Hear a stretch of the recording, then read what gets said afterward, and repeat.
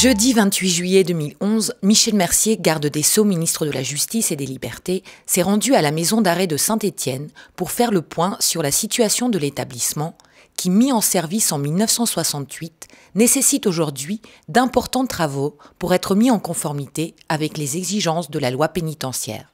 L'établissement compte aujourd'hui 361 détenus hébergés pour 328 places et nous avons à l'extérieur 85 personnes, soit en sous surveillance électronique, soit en CEFIP. Après une visite du quartier des mineurs, le ministre s'est rendu dans le quartier des femmes où il a pu s'entretenir avec une détenue. Là, vous êtes toute seule dans celui-là. Là, pour le moment, je suis toute seule, mais nous pouvons aller. Nous avons des placards à disposition, des penderies, un coin toilette et un lavabo. Nous avons des réchauds à bassine et la possibilité de faire réchauffer notre nourriture, des petits plats. Michel Mercier a ensuite visité les ateliers de travail de la maison d'arrêt où sont employés 60 détenus dans plus de 1000 mètres carrés. Ah oui, c'est des lots.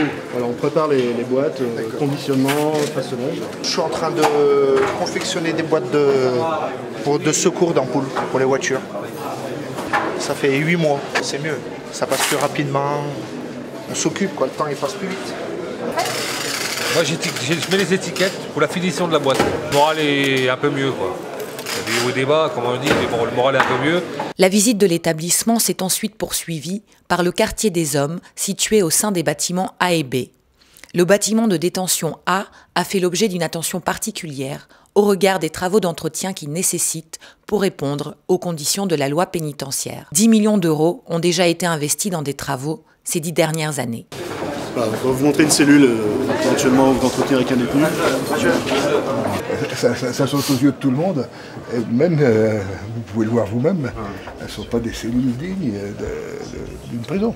Alors là, il y a des opérations prévues en fin d'année, mais sur des murs aussi malades, la peinture retombera rapidement. Avant d'envisager des mesures drastiques pour l'établissement, Michel Mercier a annoncé que 3 millions d'euros seraient investis pour répondre aux urgences. Je souhaitais, moi, voir le bâtiment par lui-même, parce qu'on peut nous dire des choses, techniquement, et c'est autre chose que de voir la situation de l'établissement. Donc j'ai vu en effet un établissement qui, pour être le plus direct possible, est peu digne, et probablement pas tout à fait conforme à la loi pénitentiaire, on va dire ça comme ça. Et il y a donc des mesures à prendre.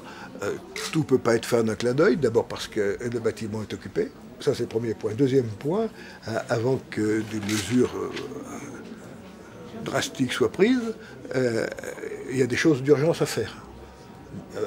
On ne peut pas laisser vivre les gens, par exemple, avec les douches telles qu'elles sont aujourd'hui. Donc il faut faire des douches, il y a un certain nombre de mesures de sécurité à prendre, comme concernant notamment les escaliers, concernant la mise aux normes d'électricité. On va donc avoir un budget assez important, plus d'1 million d'euros. Oui, pas 3 millions. 3 millions d'euros, qui vont permettre de faire des travaux d'urgence. Mais ces travaux d'urgence ne vont pas changer fondamentalement la maison, même s'ils la rendent plus digne et plus conforme à la loi pénitentiaire qui vient d'être votée.